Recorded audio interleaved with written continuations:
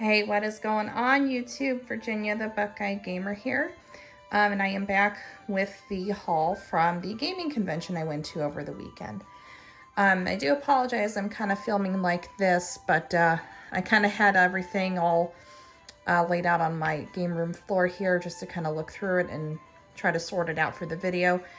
And then I thought, well, I'll just go ahead and film it as is. Again, it'll be a little bit different, but you know, it's all out here, so we'll just kind of go everything piece by piece. So, first game up here at the top is a Super Nintendo game called Tales of Fantasia. Now, this game wasn't originally released on the Super Nintendo.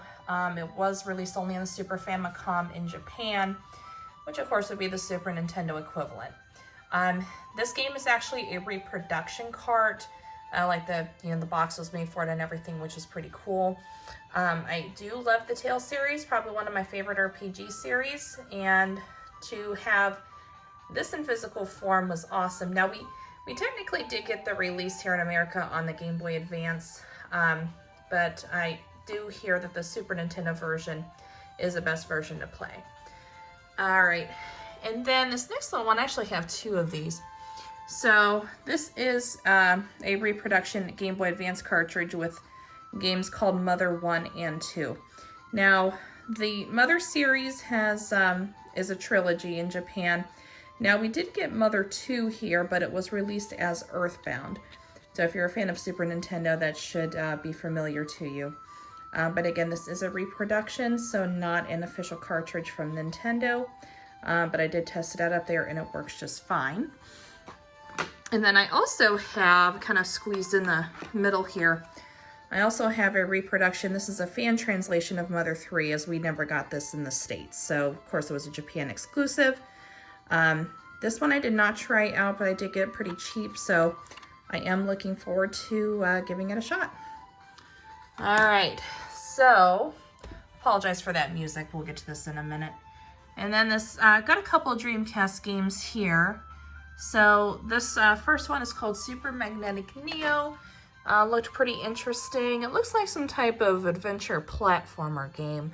But again, not really, there's not a whole lot of games here that I had a chance to try out. Next one here is Space Channel 5. Do believe this is a rhythm game.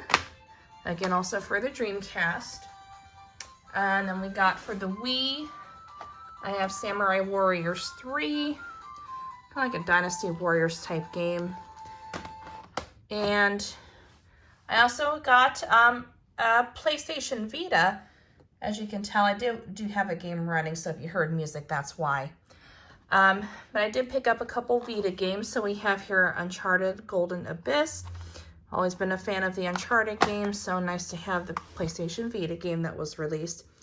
And this one is called Robbie Reeby or something like that. It was a limited run release. Again, for the Vita. Looks like some type of side-scrolling RPG. So, got a good deal on it, so was excited to have that. And then I have a few Nintendo DS games here. First one is Legend of Zelda Phantom Hourglass. I used to have this when I first got a DS Lite many years ago, and absolutely loved it. I was kind of kicking myself for getting rid of it, but was able to find it complete. I'm not going to really bother opening that. And then we also have Final Fantasy Crystal Chronicles Echoes of Time. Now, if you can't tell, this game is sealed.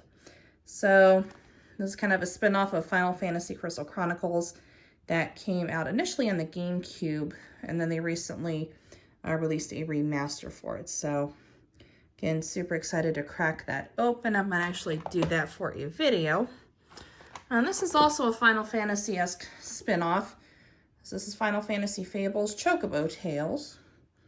Now this is something that was in Final Fantasy VII, the Chocobo racing, which I'm not too familiar with it, so not really something I can properly explain. And then over here I have another Nintendo 64 game to have in my collection. This is Indiana Jones and the Infernal Machine. I do have to kind of clean it off and then put a label on it, but there you go. And I also have another reproduction cart. This is for Little Samson. Now, this is in the style of a Famicom cartridge. But I was really excited to have this because Little Samson in its official original form is crazy expensive. And as you can see for this reproduction cart, again, it works great. I only paid 15 bucks for it. So pretty excited to have that in some form. I'll get that, play that eventually. Do have a 3DS game here. Now this is Cave Story 3D. Really awesome indie type platformer. I originally, again, played this, I think it was a download on my DSi when I had one of those. But this is a 3D version, so updated graphics. And I'm, yeah, kind of excited to give this one a try. I did beat the original, but it's pretty cool to give that one a shot. And we also got here Parappa the Rapper. I did play this a bit when I was a kid, never actually owned a copy. But it's a really nice, really cool rhythm game. Pretty difficult, but pretty hilarious at the same time, as you can see by the visuals back here. So I'm gonna give that a shot here soon. And this next game was a game that my husband actually picked out. This is Dukes of Hazzard. Daisy Dukes out 2. So if you're a fan of Dukes of Hazzard, you know what's up with that. And I got some PlayStation 2 games here. So first one is Fairly Odd Parents Break Into Rules. Again, a game I had as a kid and loved. So I was super excited to have that in my collection because I used to be a really big fan of the Fairly Odd Parents. So this game's pretty funny, so I can't wait to give it another go. And here's probably one of the more expensive games that I picked up at the convention, Klonoa 2, Lunatea's Veil, if I'm pronouncing that correctly. Not entirely familiar with the Klonoa games, though, to be honest, but was pretty excited to find this. All right. And the next thing I also have here, a few more PS2 games. Don't really know much about these, but they looked interesting and they were cheap. So we have Eternal Ring, pretty cool looking RPG. Looks like it has a darker tone to it. And we have SeaWorld, Adventure Park, Shamu's Deep Sea Adventure. I only paid a few bucks for this, but figured I'd give it a shot. And this was also a game that my husband picked out as well. This is Smuggler's Run, a Rockstar game. But yeah, it's kind of like a vehicular combat type game here too, which did look pretty interesting. So figured I'd give it a shot. And then I actually got these pretty much for next to nothing. Actually, I think both of these were free. So we have for the Xbox 360, we have Army of Two. Looks like a nice military combat shooter. And I also got this for free as well because we have purchased a plushie. And this is called Remember Me. It's only an $8 game. But I heard decent things about it, so I figured since I found it cheap, I'll go ahead and pick it up. And then, of course, as you can see here, I did add a PS Vita to my collection, as I already stated before. I'm not looking to really collect heavily for the Vita, only because physical games are kind of hard to come by. There is a few that I would love to have, one of them being a Tales game that's on there again, because I do love the Tales series. And then there's a few others, but I'll just kind of pick up physical games when I can. But I think right now I'm just going to mostly rely on digital downloads for that. And, you know, with its portable size and everything, I can just take the Vita along with me and have all my games there. So that works.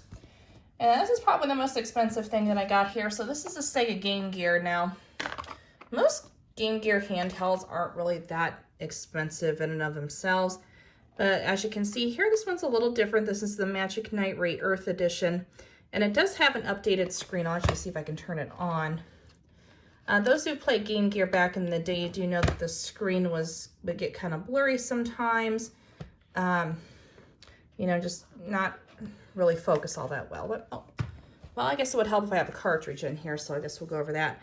So this is a Japanese version of the Magic Knight Ray Earth game. I do believe this was bundled with this unit. Now what's really nice though is the gentleman that sold this to me actually put an English language patch in here, so it plays entirely in English.